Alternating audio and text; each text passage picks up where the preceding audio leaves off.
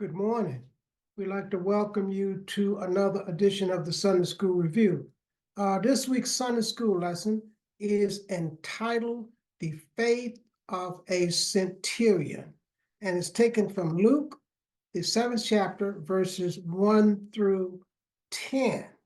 And we were in Luke last week, and I said last week that Luke was a Greek Gentile Christian. He was a physician, and he was Paul's companion for several years on his second missionary journey. And Luke is the author of the Gospel of Luke, the Gospel according to Luke, and Acts, the Acts of the Apostles. And Luke is the only known Gentile biblical writer in the New Testament. Now, his letters, his writing was primarily to the Gentiles, but also to people everywhere. And Luke focused a lot on Jesus' ministry to the outcasts, the sinners, the marginalized people. And this lesson today is going to focus on what we would consider one of the marginalized. This centurion that we're going to talk about today was a Roman soldier. He was a Gentile, and he was considered one of the marginalized, the people that the Jews did not have much dealings with, a lot of conflict with. And in this lesson today, we have two outlines. The first outline is faith with quest. That's verses 1 through 5 of chapter 7. And the second outline is verses 6 through 10, and it's faith rewards.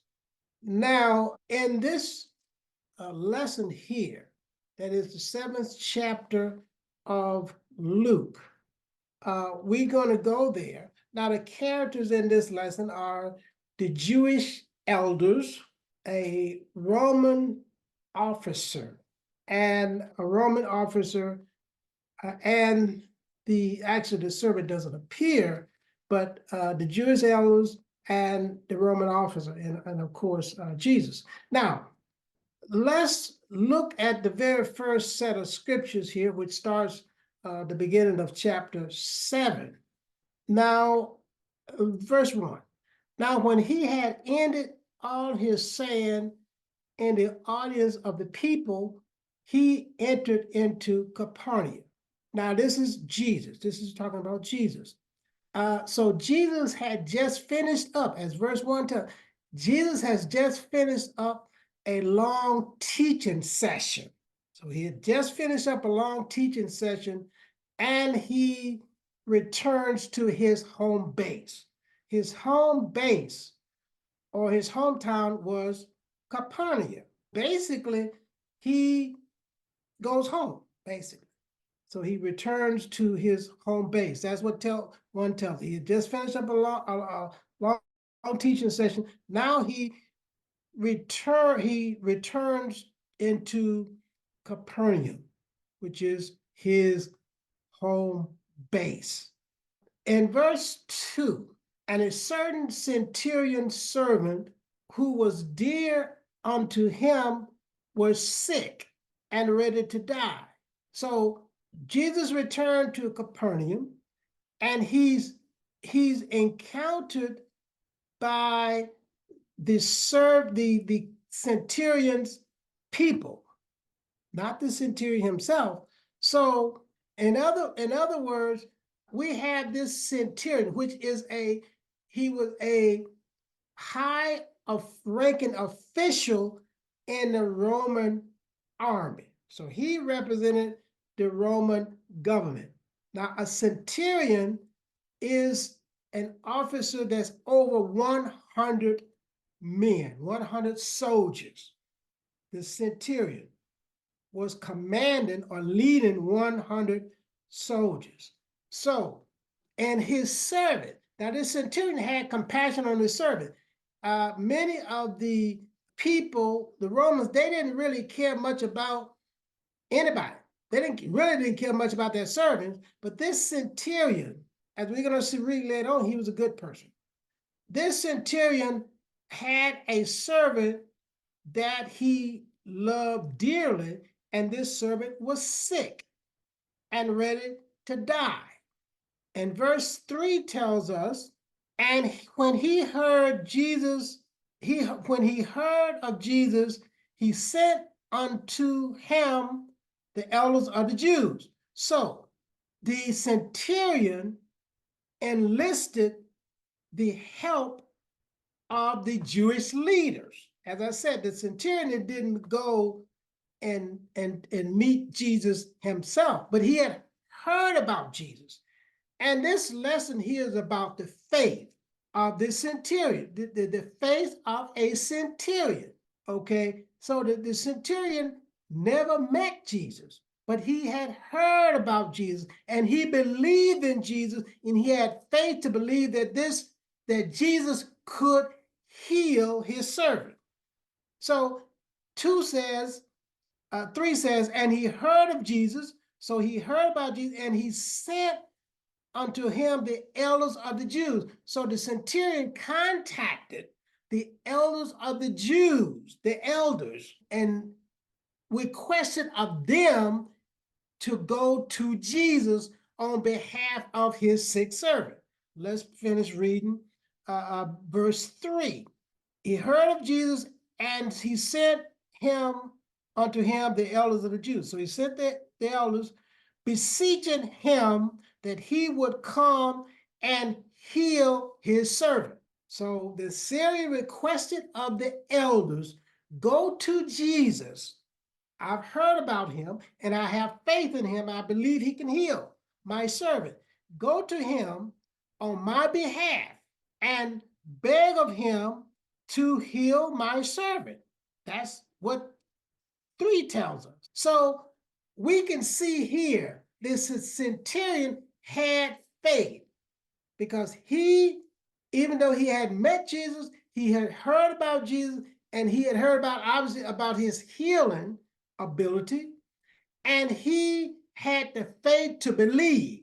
That's why the faith comes in. He had the faith to believe that Jesus could heal his servant. He said here in verse 3 again, he didn't say come and pray for him or pray for him.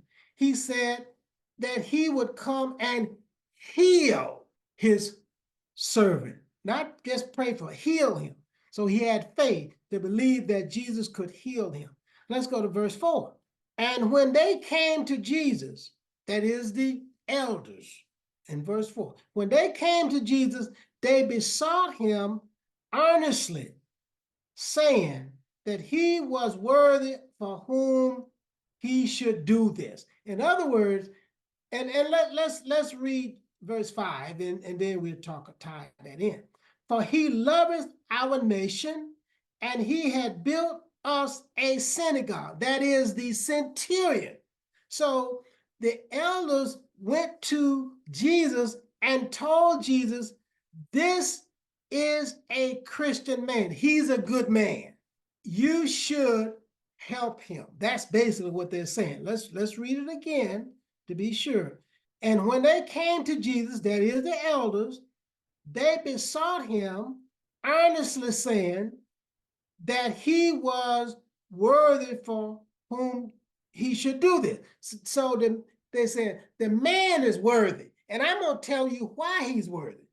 In verse 5, for he loveth our nation, so he loved the Jews. He's a Roman, but he loved the Jews. 5. And he has built us a synagogue. Not only is he talking the walk, he's doing the walk. He built us a synagogue. He has shown his love for us, for the Jews. He's shown his love by building us a synagogue. So the man is a good man. He's worthy for you to do this for him. So the centurion sent the elders to negotiate on his behalf. So the elders go to Jesus in verse 4, and they earnestly beseech him and said, this man is worthy, and here's how we know he has demonstrated his love for us. He said, for he loveth our nation. He has demonstrated his love for the Jews, even though he's a Gentile. He's a Roman. He's a Gentile. Let's go to verse 6. Then Jesus went with them. So Jesus said, basically, he went with them. Jesus said, okay, basically, okay, I'll take your word for it. I'll go. He went with them. Follow this. He went with them, and when he was now not far from the house. So Jesus went with them, and they had not arrived at the house. But when they was a distance from the house, let's finish reading. The centurion sent a friend. As Jesus was going to the house, and before they got there, the centurion sent out a friend. And let's see what he told the friend, saying unto him, Lord, trouble not thyself, for I am not worthy. This is the centurion talking now. The centurion said, I'm not worthy. But now the elders made the argument that he's worthy. Remember that, that's in verse 4. The elders made the argument that this man is worthy. But the man himself was humble. That's humility. That's showing humility. The elders made the argument that he's a good man. He built us a synagogue. He loved the Jews. That's what they said. But what the man was humble. In verse 6, he said, he sent a friend, said, don't come to my house because I'm not worthy. He was humble. That's showing humility. So the man himself, that is the centurion, was humble when he said, trouble not thyself, for I am not worthy that thou shouldest enter into under my roof. Like I said, the Samaritan had never met Jesus, but he heard about it. He sent the elders to negotiate for him. So before Jesus said, I'll go. Before Jesus got there, the centurion sent the servant, said, tell him don't come because I'm not worthy for him to come under my roof. I'm being a Gentile, he's a Jew. No, I'm not worthy. That shows humility. Now let's go to verse 7. Now this is continuing with what the centurion told the servant. Wherefore neither, though I myself worthy to come under thy roof, but say in a word, and my servant shall be healed. In other words, you just speak the word. Now, this is an instant. Now, first of all, Jesus was very impressed with the faith of this man. Remember Thomas? Thomas said, I won't believe until I see it.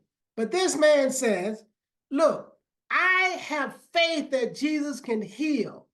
And I have the faith that he can heal at a distance. Okay?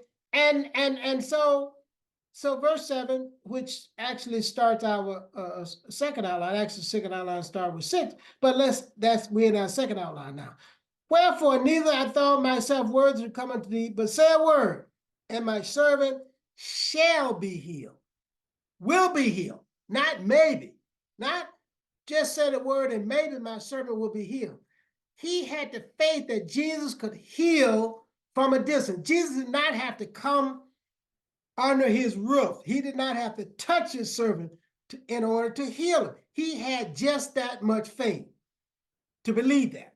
Okay, let's go to verse 8. He says, for I am a man set under authority, having under me soldiers. As I say, he was in Centurion. He had command of 100 soldiers. There was 100 soldiers under his command. Let's say, if I'm a man under authority, having under me soldiers, and I say unto one, go, and he goeth, and to another, come, and he cometh, and to my servant, do this and who do that. Now let's, verse 9. When Jesus heard these things, he marveled at him. Jesus was impressed with his great faith. Jesus was impressed. When Jesus heard this, he marveled.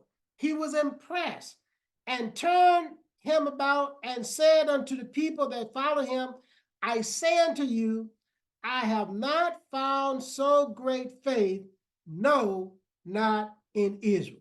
So true faith gets Jesus' attention. When the man said this, when he had his friend say this, as reported by the Centurion, when Jesus heard that, his faith, that impressed him. He said, I've never found so great faith, no, not in Israel. Because the man believed that Jesus could heal at a distance. He had the faith to believe that. He had the faith to believe that Jesus could heal, and he had the faith to believe that Jesus could heal at a distance. So see, he said, I've never found so great faith, no, not in Israel. So true faith. So the man was humble. As I said, the elders made the argument that he was worthy. But the man himself, that is the centurion himself, said, I'm not worthy. He was humble. And he had true faith to believe that Jesus could heal. And that's what got Jesus' attention. Never mind that he was a Gentile. Never mind that. So what gets Jesus' attention is not necessarily nationality. It's the faith, it's true faith. That's what got his attention. True faith.